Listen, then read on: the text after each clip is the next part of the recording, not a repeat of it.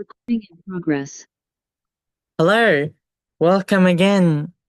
My name is Fadi, and this session I thought we could talk about some of the problems we often face with the truth. I currently live in Australia. I'm an agnostic person. I do not know which religion. Psychology student in neuroscience is something about me. All of this is about me. Searching the truth. Some people might say like, "Oh, you're a psychologist. Why do you search the truth from a psychology perspective?" I'm like, I don't know. I find it healthy. Um, when I studied philosophy at university as well, and I think I'll join Alex O'Connor, who I keep talking about. I studied a little bit of philosophy as well, and I think it really opened my mind up to a lot of those kind of morality. As you can see, it's hard to understand. You know, I didn't put doubt, but I might put it in the next lesson to talk about doubt. Anyway, um, yeah, and I just struggle for the meaning of life. I think that when I look at this world, why am I so interested in the hard question? I think for myself as a testimony record, and I keep this all the time of this record. I never forget it. If I never have seen the horrible, horrible things from my family,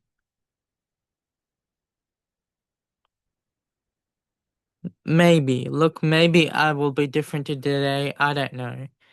I guess the thing is, I'm struck with that so much.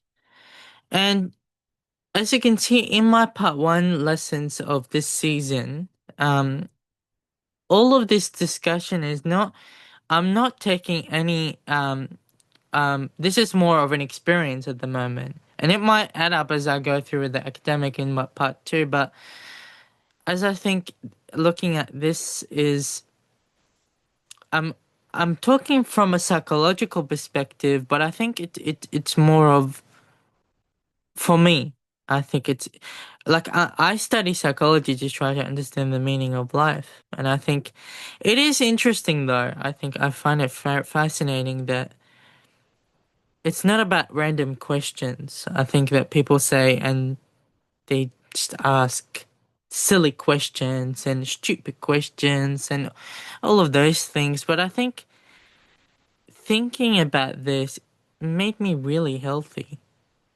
every day about the big questions still. Honest to say, I don't know this answer. Some people, as a Christian, they will say they try to come up with a quick answer to just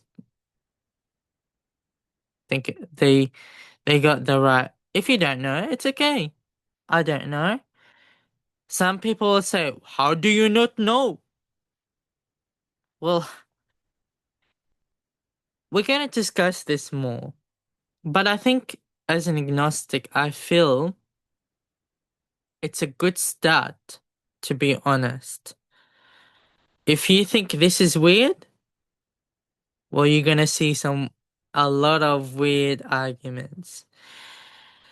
But I think it's as interesting and fascinating, and um, I've put a background of my background that it's cosmology or so Earth, sort of linking to cosmology. I think it was linking it to the Big Bang Theory, but anyway. It'll be interesting to talk about the Big Bang Theory later on. So I thought in this video we can discuss the rest of the problem in deep general. Remember what I discussed to you in my episode 1? I think based on my research, general is very dangerous sometimes to make it. For instance, you could generalize religion as an aspect of category over an extent to what their belief system is, but you can't say what the ultimate conclusion is. That is, we only need to talk about the deep general of what speculation might be based on evidence. As I said, like for instance, death, we're going to talk about more of the problem of the issue. I think some people have speculated some things in their life that death is something that for people it's going to be horrible. Um yeah, look, I think that it's also it when I spoke to JW about this, I think that JW has an issue. They think that, like I said to you, the Bible is everything they have. They have the ultimate truth, the absolute truth. But when I listen to Frank Turk, I think it's not just, the book. It's also an experience that I'm trying to experience in myself, but I can't fake it. You know what I mean? It's difficult. When we say surrender and all of these things, and I've heard it many times, surrender to Christ, surrender. I'm trying to. I'm just. Anyway, we'll talk more about this academic work with theology and study as we go through. But I thought I'll just lay out some ideas with you, and I'm not gonna give you. And I'm like a professor. Hopefully, one day I'll become one. I'm not gonna give you a full answer to the confusion of the picture, and I think you need to do research to see if there's a truth or not. Next time we're gonna have a little quick game before we begin our next session about with ChatGPT to see what do they think about those big 5 points. Um, and I'll be interested to see what it says. If it was over repeated myself, or like I mean, it has some repetition from me, or no, I won't tell it though. We're gonna see if it easily to identify, and I think let's see. I think ChatGPT has learned a lot from me. I've been talking to it since last year. Anyway, about my personal experience in life issues. So the thing is, um, we're going to also talk about the problem of free will. Now, I've heard of a lot of argument, but I think this is the more logical problem that I might lay out to you. And you can think about this, I'm not going to be judging people. This is, I base my point of, is this your definition? Perhaps are you satisfied with it? Therefore, is that your conclusion? Next point I want to say is the no justice and hope, morality. Oh yeah, we talked about morality. Well, I said it. This is my claim at the moment. No justice, no hope. I struggle with both of them because I look at my life and I go, really, I'm gonna give you my reason at the moment why I believe that way, but again, this is not the final answer to you. We could have similar answers together, but look, I'm not saying this is all for atheism and Christianity or religion. I'm saying this as even Christians struggle too, I believe. Even other religions struggle with life. And I think it's important we unpack this together. Um, so yeah, and death, I've said this as I'm not trying to make you angry or anything like that. And forgive me for saying this, but I think you might look at me and go, "Oh, but you're a psychology student. You should have hope. You should have interest. You should like psychology." I do, but I just think that what motivated me to be in this kind of talking and sharing my life and those kind of problems, and when we look at intellectual issues, I think it's not just about the truth. It is absolutely right. Are you satisfied? We're going to talk about more satisfaction and comfort zone. Some people have criticized that, and I think that's a bit, yeah, it depends on you if that's true. I'm not saying it is, but it's up to you if you want to say it or not. And suffered a lot. Yes, I did suffer a lot, and I think um if you compare me to scale between 0 to 10, how likely have you suffered since the day you were born? As a psychological problem, I would say in psychology, it's 0 to 10. Between 0 is nothing, 10 is the worst. I would say probably, look, I would say 8. This is really high in psychology to the point where it made me think. It's not just about me influenced by university that changed my worldview to an agnostic. But I suppose the point is that um, yeah, there is an issue of that. I think that you see when we start to talk about suffering and is this your only objection to Christianity or religion? I think you're gonna understand. And I'm going to talk about luck and fate at the end a little bit, but I'm not going to talk about that fully in this session.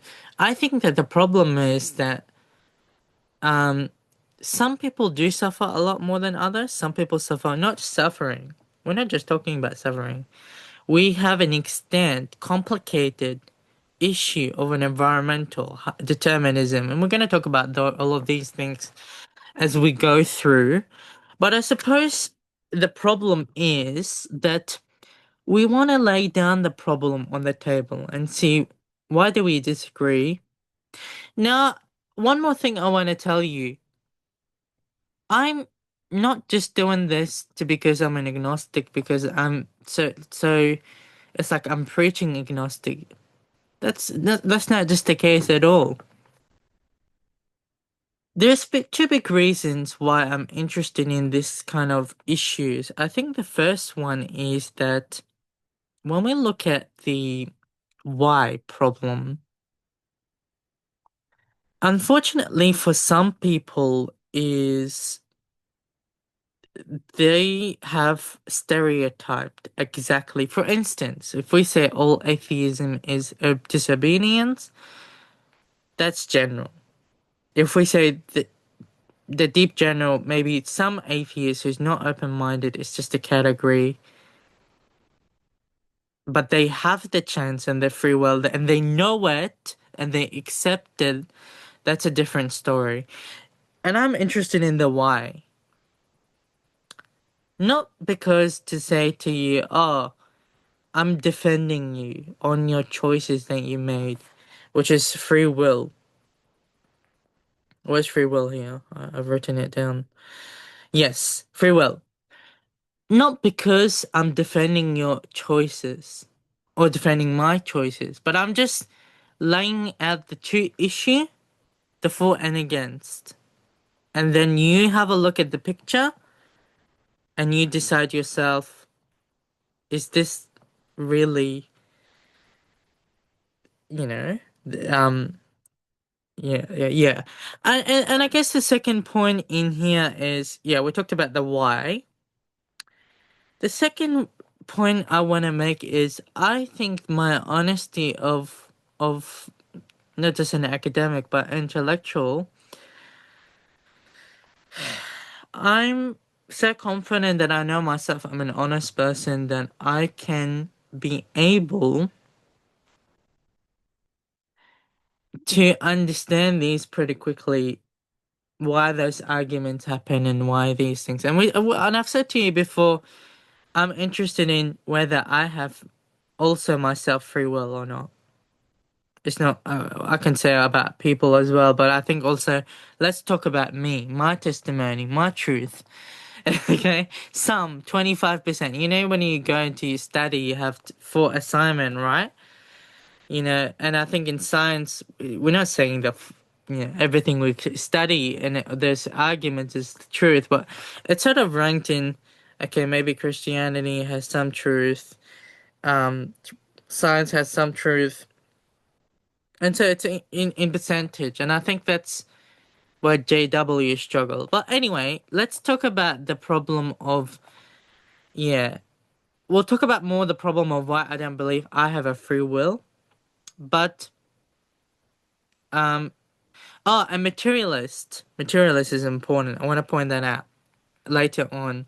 I was listening to and understanding. I'm studying materialist issues that rises from this, and I think I have got some issues of this as we go through. Um, yeah, so I think that free will is also bias for some of us. But let's continue talking about the rest because I want to move forward to the next page. Um, so the first one is the meaning of life. Now, I tried to make it in a perfect square. For some reason it um just I don't want to interrupt it so much. We'll try what we can do. Um, yeah. Anyway, so yeah, so the meaning of life. I think it has two issues on that.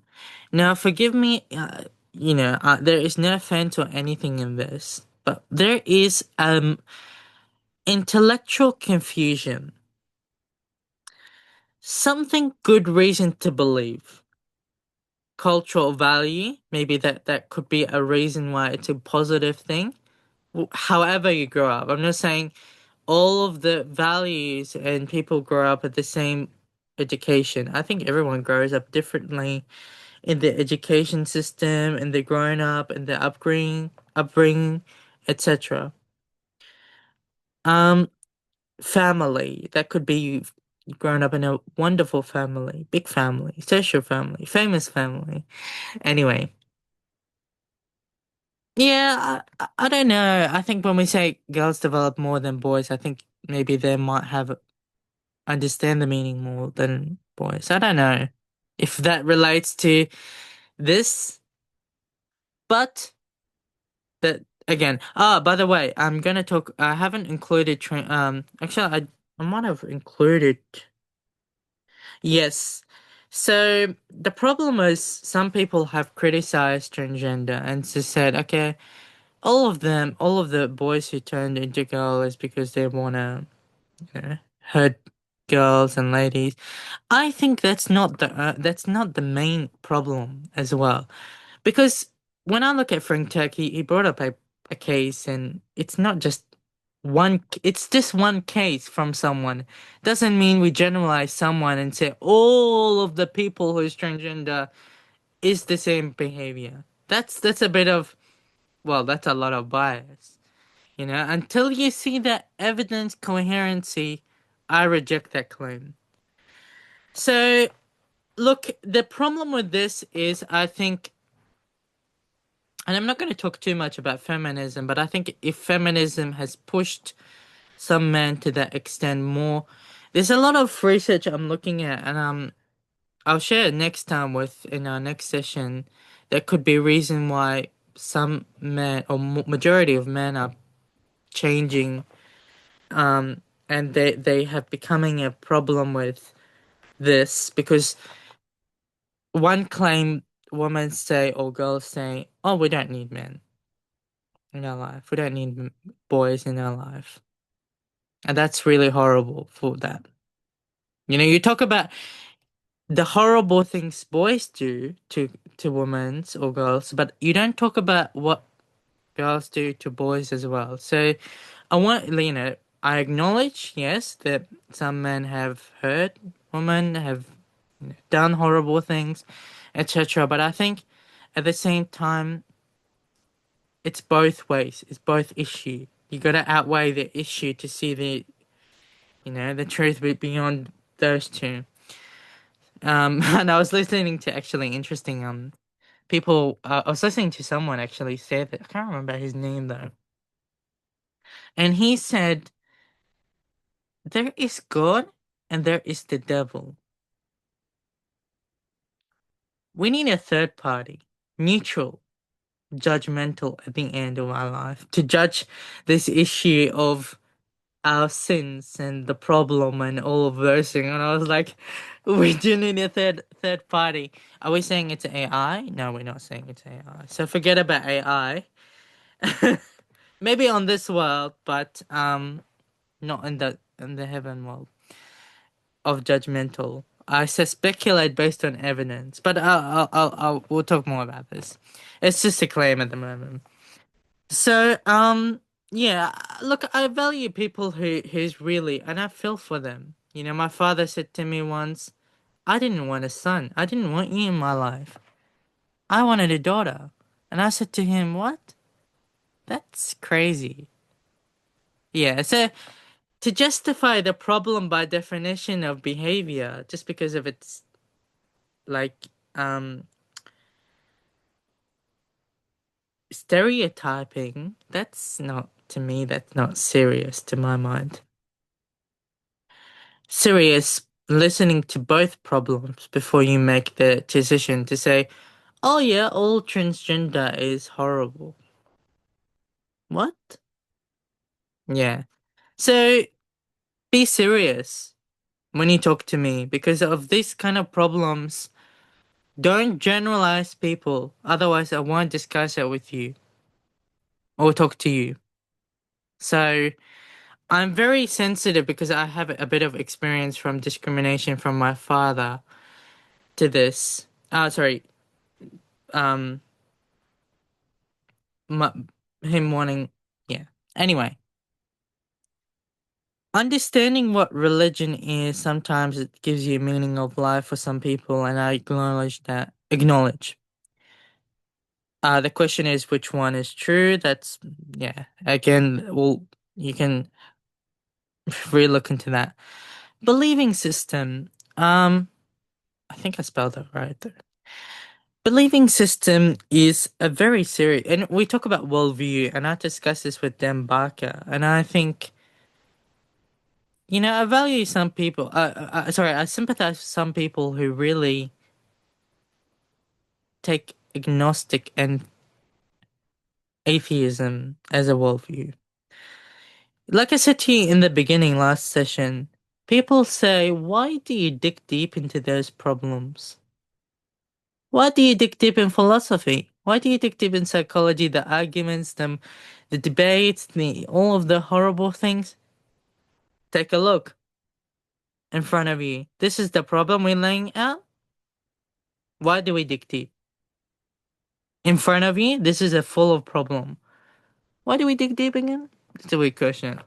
Anyway, we're not digging deep because we do it. I don't do it on purpose because I dig deep. But I have some things that, like miracles, resurrection of Christ, um, what's the other thing? Meaning of life, free will, all of those things are addictive because it strikes me in my life. Academic is a good thing and I acknowledge experience, but I think also some atheists, I don't look, I don't know, based on my observation, what I'm saying is could it be honest that they say they're agnostic or atheist because they got to that situation? Again, that's a big debate, but I think all I can throw at you is bias, free will. And I actually have a famous cartoon once. I think I've seen it in psychology degree. It's really interesting. Actually I have it on my Facebook page. Anyway, it's got this thing, and now this relates to God as well. It relates to everyone, really, about categories of free will. When we start to talk about free will, you can say, oh yeah, I have a free will to drink coffee. Oh yeah, I have a free will to get dressed. I have free will to get famous. When it gets higher and higher to the supernatural, whoa, not everyone has a free will because it's biased. You can debate me again, but I think I won't tell you the answer, but I think the problem is that's one issue why people believe that way of free will. Again, we're going to talk about free will in the next page. Some common things I wrote. Now, this, if you have ticked all this box, I'll be interested to know, is this why you don't believe in meaning of life? I'll be interested to do a thesis about this in my PhD later on. But I'll let you have a read of this because I think I want to move on to this. Um these three is very common. Four, my father has been conscripted and he lost his arm, so that was horrible. Um Violence, issue, hatred is big thing. I've seen people like I've asked for forgiveness and they don't really. I don't see forgiveness. That's why I reject morality standard because I don't think there is true morality definition. You know, I remember, but I'm not going to talk about that too much because I think I'm only remember I'm giving you some ideas and you can do your own research. Judgmental. Now, all I can say with this is, does everyone? I'll ask a fair question though for all people. Do all of us has fair judgment, whether it's good or bad? That's something for you to do your research and think about this. Some people have bad judgments because they brought up badly. Yeah, have a think about that. Unloved. I felt that. No family, lack of social. People will tell you you're disobeying someone, like in a criminal court or something, crime act, like people who's mental illness and like I watched that case and he had schizophrenia and the psychiatrist ruled that he wasn't in a state of mind at that time. Materialism. This is where we get to materialism. I want to throw this off. Actually, I'll talk about it in a free will, but I think it undermines free will because of such cases as schizophrenia.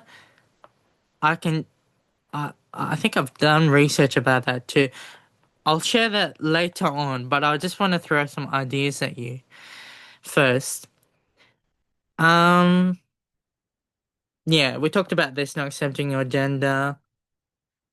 What's the other thing? Lack of miracle. I think for some people, oh yeah, sorry, and before I get moved on, this thing, judgmental. Sorry, was it? Yeah, he in front of the eye of the court, he was guilty on the front of the people of the verdict. Um, but in front of the eyes of the truth to God, I to speculate it's not free will because of materialist in chemical balances in your brain that stops you from thinking. Therefore, of course, you have to believe in materialist because you in that materialist problem. And some people go, "Are you're not a materialist, are you?" Like Frank Turk, I say, "You're not a materialist, are you?" You know what? I'm a materialist. I believe in it. It has some truth. There is some evidence in front of you. You okay? Not a materialist? What about mental illness? We'll talk about that more. Frank Turk. Turk. He's from New Jersey. Cross-examined. Anyway. Um, like a miracles. Well, I guess that's a bit of debate. We're having a discussion with my friends and I. The problem of the debate of miracles, whether some people, why good people, like you would have heard this argument, why good people suffer more, you know? And why other people have miracles. Miracles? I have a book, Miracle by C.S. Lewis, I'm reading recently. But I thought I will discuss this later because I just want to throw some ideas at you. That is a big problem in psychology. Alright. And psychiatrist. Not that I'm a psychiatrist, but anyway, mental illness. So, death. comfort, hope.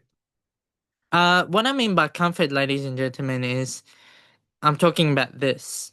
That's what it means. Hope, comfort, all of this is together. So this was a little bit difficult. Of course, you wouldn't be confident in that death, but I think when you have hope, you comfort in this or this, you have this. I don't mean to insult some people. It's a horrible thing. Um, but I might have used it in, but I just put it in. So forgive me for saying that. Yeah, some people believe in reincarnation because they think when people say you have one chance in this life, either you accept God or don't, and if you don't, you burn in hell.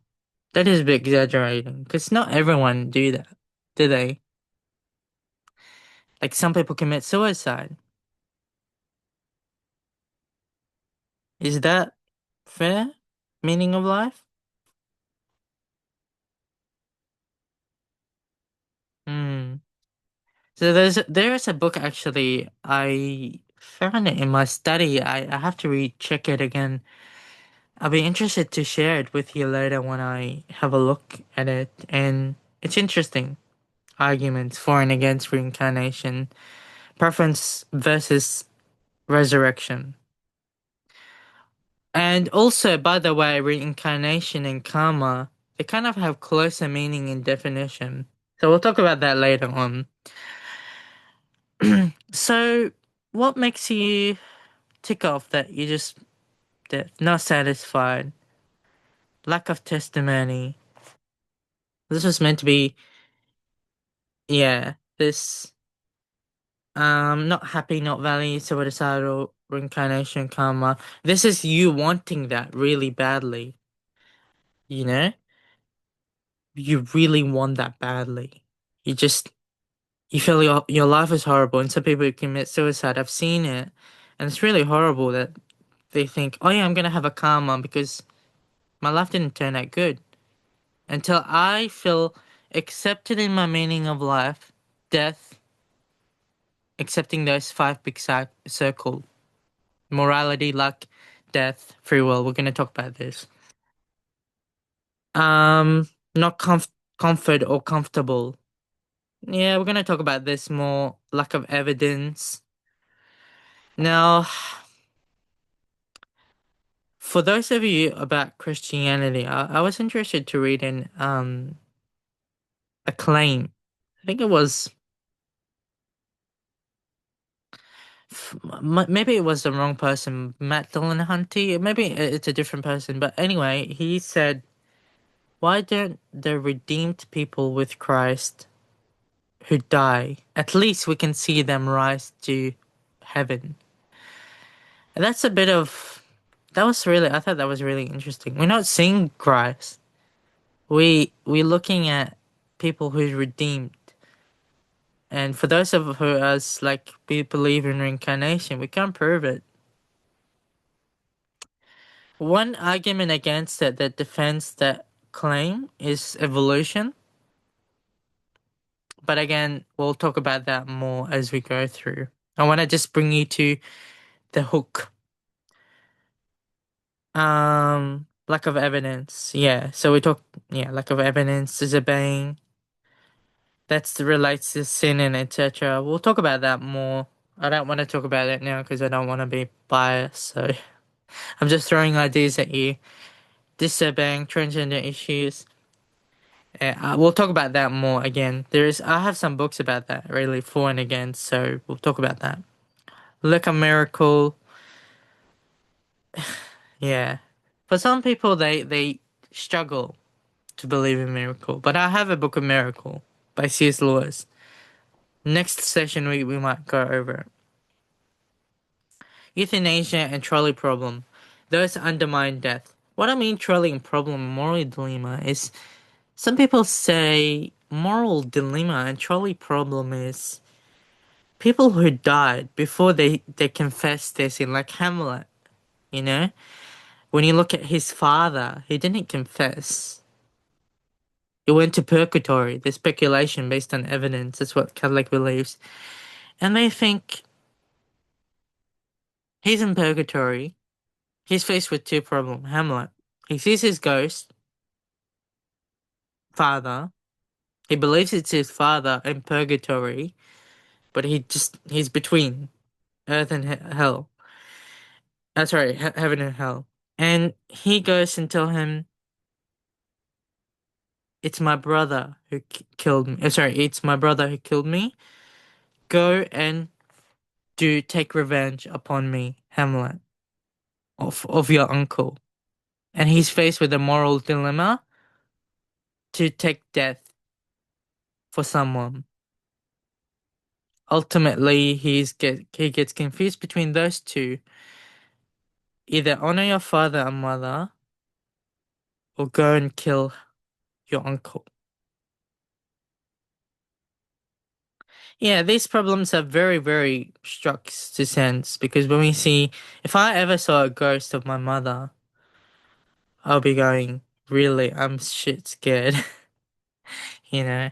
Anyway, well, and then ultimately Hamlet has really left a tragedy on moral dilemma, his self aspect, and I did an essay on this, by the way, so I can share the essay with you. I'd love to share it.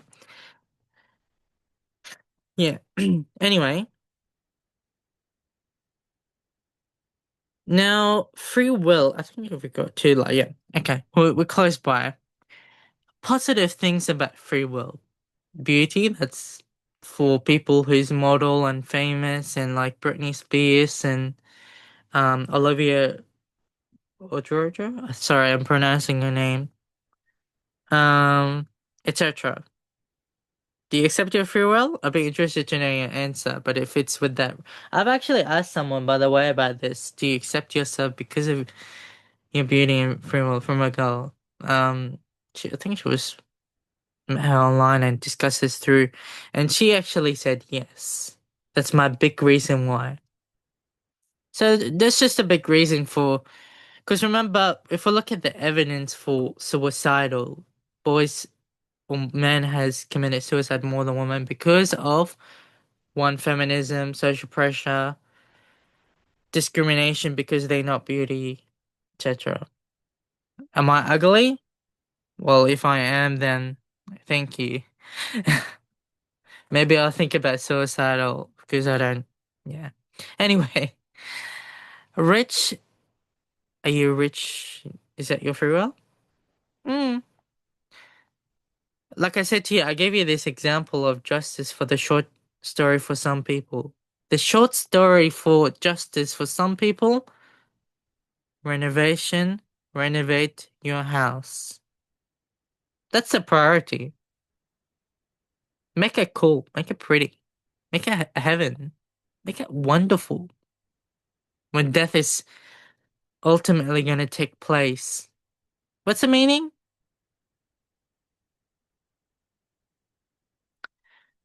Satisfied in life. Well, they satisfied because they either got one of those or tick the criteria. Now, can I just say, interestingly, there is a book about this, and the short book says, I will share it with the screen next time. I just want to just do the presentation for now. Interestingly, people didn't tick that box when they were asked because they were too shy to say that. Or maybe they were confident.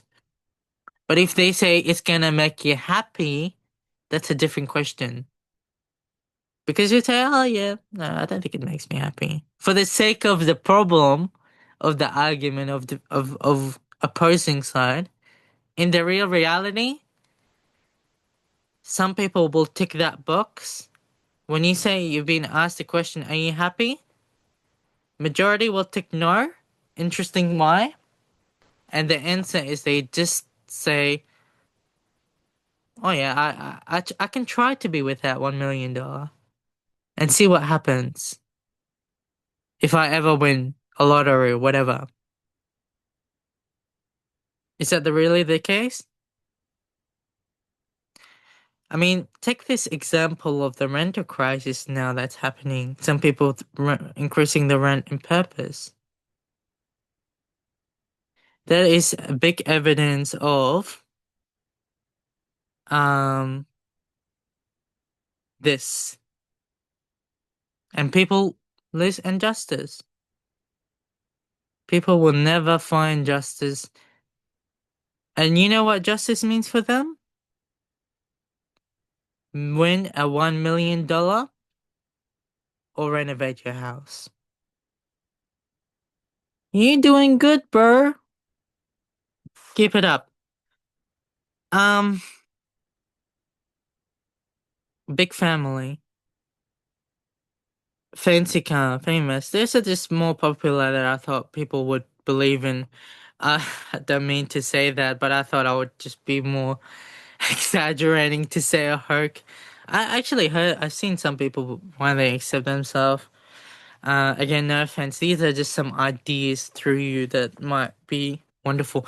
People who get 1 million, they just go, "What the hell is going on?" YouTube. I'm not YouTuber with 1 million people subscribers. That is crazy. In 3 years' time, if you're looking at, for instance, of this, people would go for this 1 million subscribers a lot more than, interestingly, they would go for, like, such as an example of gymnastic or those kind of things. But there is an articles about that I will share with you later. But the point is, it has a very serious psychological effect when you hit 1 million people. What really makes it so easy when other people who talk about philosophy and science, maybe like I know Alexa's 1 million subscribers, he just hit, I think recently, a few months ago anyway. But that is so crazy. I find it that's nuts. Um, yeah, look, I think for me, I didn't experience that, but some people really, really think they have good experience, and I acknowledge that. These are some positive things about that. Yeah, these are the problems the meaning philosophical struck, materialism. Sorry, that's meant to be materialism. And yeah, I guess the problem is social disparity and all of those problems. Yeah, have a look at that box for you and see yourself if you in that box why you don't accept free will. But I'm only speaking from observational speculation and um stuff like unlucky. AC Greenling has a book of the philosophy of life. I've got that book, but when I moved out, I changed to a book of miracle. But I want to read it actually. It'll be interesting to see what he thinks about luck, and I think he has a chapter about luck. Um, but let me tell you why people believe in luck. If you are suffering more than other people, that might be the reason why you feel like unlucky or there is a luck in that world. Maybe. If you are this, you could be impacting against meaning of life. Some people search for meaning of life. That's justice for them. Like I said to you, renovation of a house, it falls under that category. Philosophical struck, social disparity, you're looking at that huge family and around wonderful things happening. And like, I'm not saying just because you're in a family, you feel more happy. I'm not saying that.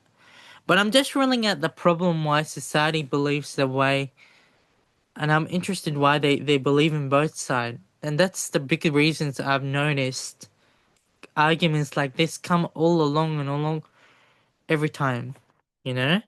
Philosophical struck. Well, if you're in a hard suffering, a hard determinism, hard etc., we're going to talk about this more. Sorry, this. If you tick nearly all of this box, this is for you. It's a big problem. I've studied philosophy a bit, but forgive me for saying that, but I think that's based on evidence problem. People would say, oh yeah, but why you choose that way? Don't you see the problem in front of you? Anyway, let's move on to the last point. Now, this is a quick discussion. Ultimately, we'll talk more about this as we go through, but I think when we talk about suffering with luck, yeah, we kind of talked about that in the previous slide. Luck and fate. Fate, fatalism is an interesting word. When you think of luck and fate, they both have a parallel together. They I find it interesting. Determinism, predestination. Interestingly, when I was having a discussion of with my friend, and he said, "But why do you need to focus on predestination? That's why? Because I don't believe in free will. That's why I believe in those kind of problems and sitting in front of us. You would have heard that argument: nature, monism, deism. That could be both monism and deism because we have mental health and illness. A bit of both, or could be monism sometimes. Could be deism sometimes. There is no exact truth to this, is it? Like intellectual issues, free will. Some people got into this intellectual argument, and when they discuss this with other people, they go, "Don't insult me." Well, we're not insulting you. I'm not insulting you. I'm just looking at the problem and discussing this, really. Because I faced it in my life. Yeah, and another way, like, oh, you insulted me, you offended me. We need to understand and get that, like, why do we disagree? We need to get our point across together. And I think some people, like, to be honest with you, when I discussed this with Dan Barker, he says, funny, I find it interesting. Christians don't really like to just hear your disagreement and know why. Majority of them, rather than atheism. You know what?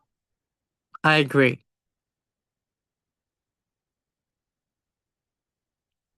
Because when I was having a disagreement with a friend of mine in church, he kind of got to get a bit of angry about our disagreements. Instead of saying, why do we disagree? More logical sense to see where the evidence lays. He just said, no buts.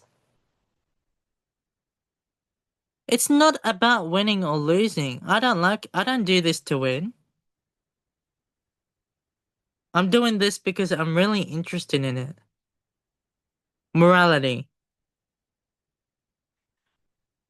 Yeah, we're having a discussion about criticism and like why do we need to also sometimes criticize? And I think if you bring it from the Latin word, criticism is a judgmental definition.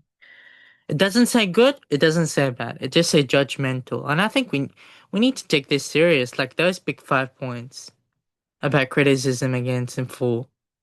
Otherwise,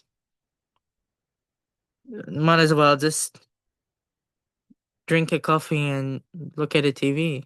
I think. Anyway, yeah, these things are very, very vital. So I thought I would do this presentation to lay out the problem because